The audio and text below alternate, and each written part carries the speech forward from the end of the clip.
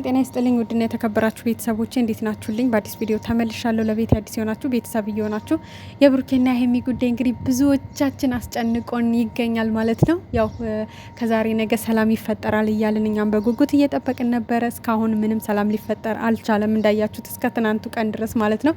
ነገር ግን ዛሬ ውድ ቤተሰቦቼ አዲስ ነገር እየጠበቅን እንገኛለን። ምክንያቱም እነዛ ልጆች ከህይወታቸው ወጥተው እነሱም ብቻቸውን ተገናኝተው ነገሮችን እንደሚያወሩና እንደሚፈቱ ዛሬ አንዳንድ ጭምጭምጣዎች እንግዲህ እየደረሱ ነው ማለት ነው። እና እስኪ እግዚአብሔር ያውቃል። ሁላችሁም እንግዲህ በጸሎት አግዟቸው። ጸሎት ነው የሚያስፈልገው አሁን ላይ ላሉበት ነገር። የምር ሰይጣን ነው መሀላቸው ገብቶ እንግዲህ እየተጫወተ ያለው። አንዱ ሲወጣ አንዱ ይመጣል፣ አንዱ ሲወጣ አንዱ ይመጣል። የልጆቹ ህይወት በቃ ሰላም እንዳይሆን ብዙ ሚና እየተጫወተ ነው ያለው ሰይጣን ማለት ነው። ስለዚህ በጸሎት አግዟቸው። ሁላችሁም በየሃይማኖታችሁ በጸሎት ከጎናቸው ሆኑ፣ አንድ ሆኑ፣ አትከፋፈሉ። ማለት ብሩኬን ወዳችሁ ሀይሚን መጥላት፣ ሀይሚን ወዳችሁ ብሩኬን መጥላት ይሄ የማይሆን ነገር ነው። የምሬን ነው የምላችሁ። ሀይሚም ደስ አይላትም፣ ብሩኬም ደስ አይለውም። በተቻለ መጠን አንድ ሁነን ጠላቶቻቸውን ከጎናቸው ማራቅ ነው ያለብን። ገብቷቸዋል።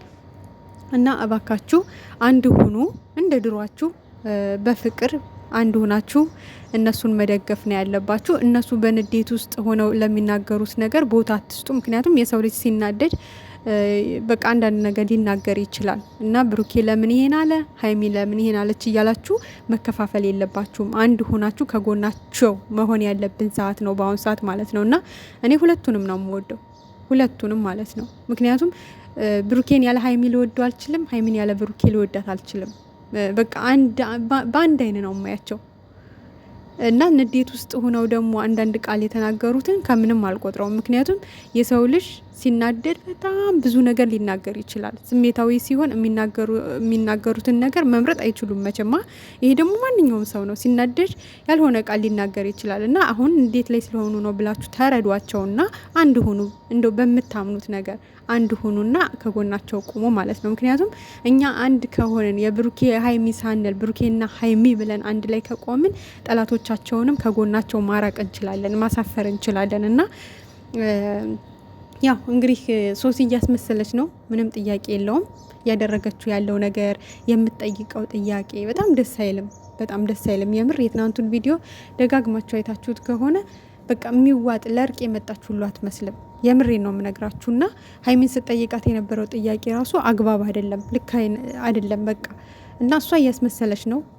ማስመሰሏን እንግዲህ የተቀጥልበት፣ ግን ደግሞ ከነሱ ውስጥ እንድትወጣ ማድረግ አለብን እኛ አንድ ሁነን ማለት ነው። ከነሱ ውስጥ እንድትወጣ ይሄ ተከፋፍሎ ግሩፕ መክፈት ምናምን አያዋጣንም። የምሬን ስነግራችሁ ማለት ነው። አንድ ላይ ሆኑና ሁላችሁም አንዱ ነን። ሁላችንም እንግዲህ እነዛን ልጆች ከነሱ ማስወጣት ጫና መፍጠር ነው ያለብን። በቃ ከህይወታቸው ውጡ እያለን እነዛን ልጆች ጫና ፈጥረን ከህይወታቸው ማስወጣት አለብን፣ ጠንክረን ማለት ነው። ምክንያቱም በአሁኑ ሰዓት እኛ ከጎናቸው ካልሆነን እነሱ እንደሆነ እነዛ ልጆች ማላቸው ገብተው አንዴ አንዱን ይጠራል፣ አንዴ አንዱን ይጠራል። በቃ ምንም ከህይወታቸው ሊወጡ አልቻሉም። ስለዚህ እኛ ደግሞ አንድ ሁነን ጠንክረን በጋራ ከቆምን እነሱን ከህይወታቸው ማስወጣት እንችላለን። በቃ ከነሱ ህይወት ውጡ ብለን ማስወጣት እንችላለን።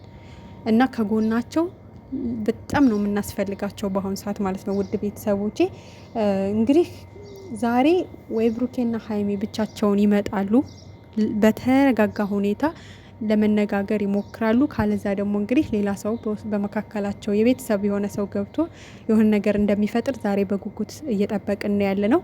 ያው እንደነገርኳችሁ ከፈጣሪ ጋር ማለት ነው። እና በቃ የሀይሚ ችግር ሶሲ ናት፣ የብሩክ ችግር ዳኔ ነው። እነሱ ከህይወታቸው ከወጡ እነዚህ ልጆች ተነጋግረው ችግራቸውን የማይፈቱበት ምንም ምክንያት የለውም። ታውቃላችሁ፣ ከዚህ በፊትም ብዙ ሰዎች በመካከላቸው መጥተዋል፣ ሄደዋል። ነገር ግን አልፈውታል። በቃ ተነጋግረው ችግራቸውን ፈተው ያንን ሁሉ ነገር አልፈዋል። ግን እነዚህ ሙጭጭ ነው ያሉት። ልክ እንደ ሙጫ ሊወጡ አልቻሉም። ወደ 15 ቀን ወደ 3 ሳምንት እየሄዱ ነው እንግዲህ ገብቷቸዋል። አንዴ ያኛው ቤቱ ልጅቷን ይጠራል፣ አንዴ እችኛዋ ደውላ እዚህ ቦታ ና ትላለች። በቃ እሱም እሷ ጋር ሲያት ይናደዳል፣ እሷም ከሱ ጋር ስታየው ትናደዳለች። አሁን በቀደም ብቻቸውን ሲገናኙ ሰላም ብለው ነበር፣ አቅፏት ነበረ። ዛሬ ግን ትናንትና ግን እንዳያችሁት ልክ ከሱ ጋር ስታየው ነው የተናደደችው። ጉዳይ ያላችሁ መሰለኝ ሁለታችሁ ነው ያለችው። ያ ምንድነው ብሩኬን ከሶሲ ጋር ማየት አትፈልግም። በቃ ትናደዳለች፣ ያገረሽባታል ሶሲ። ብሩኬም እንደዛው ማለት ነው። ስለዚህ ልጆቹ ራሳቸውን ችለው አንድ ላይ ሆነው እንዲያወሩ እኛ የጨረቃ ፋሚሊዎች መከፋፈል የለብንም።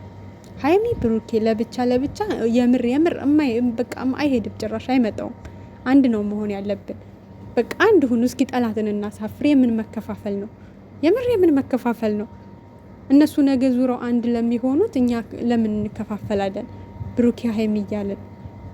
ስለዚህ በጋራ የምር ስነግራችሁ ማለት ነው ብሩኬም ደስ አይለውም፣ ሀይሚም ደስ አይላትም። የምሬን ስነግራችሁ ይሄ ሀቅ ነው። እነሱም ከዚህ በፊትም ተናግረውታል። እና አንድ እንሁንና እነዚህን ሁለት አስመሳዮች ከውስጣቸው ለማስወጣት እንሞክር። በአሁኑ ሰዓት በጣም እናስፈልጋቸዋለን፣ በጣም ማለት ነው። በዙሪያቸው የሚመጡ ጠላቶች ላይ ጫና እየፈጠርን ከነሱ ማራቅ አለብን ብዬ ነው የማስበው። የጨረቃ ፋሚሊ እንግዲህ ብዙ ነገሮችን ከጎናቸው ሆኖ እስካሁን ደርሷል። አሁንም አንድ ሆነን ወደፊት እንድንቀጥል ነው የምንፈልገው። በቃ ወደፊት ማለት ብዙ ነገር ከነሱ ጋር አብረን እናሳልፋለን። ወደፊት ትልቅ ግሩፕ ደርሶ ማለት